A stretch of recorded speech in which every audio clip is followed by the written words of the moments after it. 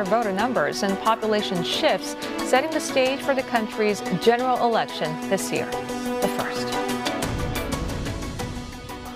Former Philippine President Rodrigo Duterte is on his way to The Hague in the Netherlands to face accusations that he committed crimes against humanity. He was detained on an Interpol warrant at the International Airport in Manila yesterday. His arrest came at the request of the International Criminal Court, or ICC, as part of its probe into his war on drugs.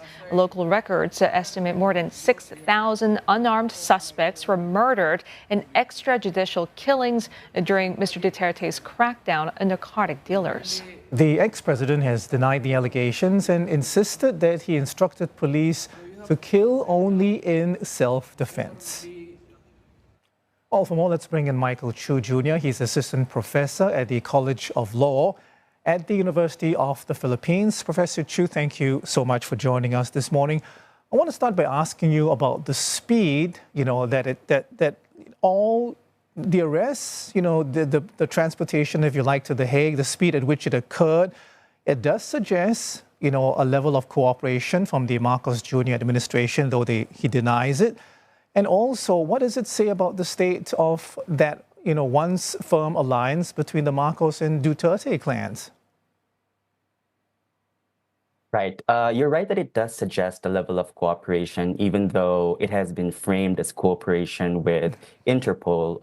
It is, at bottom, still cooperation with the International Criminal Court because it's the institution that issued the warrant. But it also has something to do with preventing any bar from transfer. If they would have waited any longer, chances are some court might have acted on any of the legal remedies that have been lodged or availed of in those courts. With respect to the alliance, if you have been following Philippine politics, you would see that it's been fraying for some time now, and so many factors go into that, electoral politics being one of them. But I would say that to begin with, the alliance had not been strong anyway. It was an alliance of convenience. So what sort of unique legal hurdles do prosecutors face when attempting to hold former heads of state like Duterte accountable, and especially crimes that span multiple years, where the alleged abuses stretch back to his time as Davos mayor? That's right. I think the Office of the Prosecutor of the International Criminal Court is used to these kinds of timelines. In fact, the Rome Statute itself does not give immunity to heads of governments, even in their acting in their official capacity. So it's quite usual for an institution like this to try this. Perhaps some of the challenges might come from obtaining evidence from state actors at the time that he was in office, or it might also have something to do, given the nature of the crime committed here, with respect to whether some of the victims or their families might be willing to come forward because of fear of retaliation. But as we can see, a lot of the victims have actually come forward and have testified openly about what they've experienced. Professor Tiu, the former president, insists he should be tried in a Philippine court because the country is no longer a member of the ICC. So is there some legal basis for his argument at all? There is legal basis in the sense that Philippine courts will always have jurisdiction over Philippine nationals, but does not defeat the jurisdiction of the ICC in this instance, particularly when we consider the ruling of the pretrial chamber in 2021 that it has jurisdiction. But also the Rome Statute itself, in its Article 127, says that matters that are under consideration of the court, but prior to the effectivity of withdrawal, shall not be prejudiced by withdrawal. So to that extent, there is some defeat in that kind of argumentation. But that's not to say that this is not an open question. The question of jurisdiction is open in the sense that the arrested person can challenge it again during confirmation of charges. And Professor, are there precedents of other political leaders who were arrested and tried by the ICC after leaving office? And how do those cases compare to President Duterte's situation? And what sort of potential legal precedents might emerge from his case? To the extent that some of the so-called warlords that have been tried at the ICC would be considered political leaders in that they led political groups, then there is precedent. And in fact, there have been convictions of political leaders, and there have also been acquittals. But in terms of parity of status, in the sense that we're talking about head of government.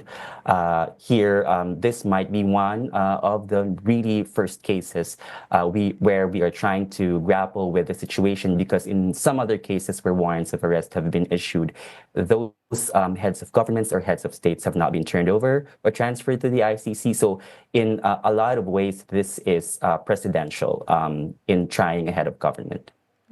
And Professor, I'm wondering how risky this move is, by President Marcos Jr. He's obviously, not obviously, but he seems to be trying to consolidate power just before those midterm elections. And my understanding is that the Dutertes are still popular with many Filipinos. It is. It entails a lot of risk here. I wouldn't say that there has no risk assessment. In this case, I don't think they'd take this bigger risk if they had not gamed the scenarios out.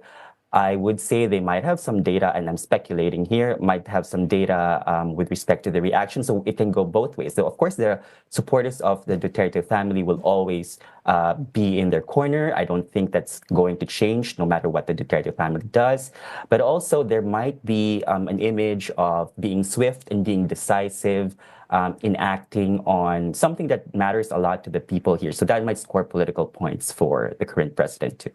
And Professor, before we let you go, I wonder, how would you respond to criticism of a perceived double standards in how the ICC handles cases? For instance, some critics say Israeli Prime Minister Benjamin Netanyahu, for example, has also been issued an arrest warrant for alleged crimes in Gaza, but it's unlikely he'll ever face trial. And would you say the ICC's action in these high-profile cases are consistent?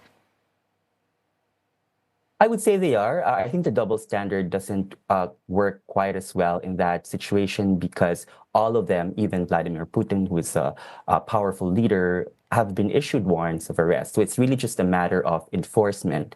It just so happened in this case that there was political will on the part of the authorities in the Philippines to transfer him. If that had been present in those jurisdictions where leaders had been issued warrants of arrest, that might also be possible, but I don't think that's a double standard. It's just a question of whether it's enforcement is possible in that context.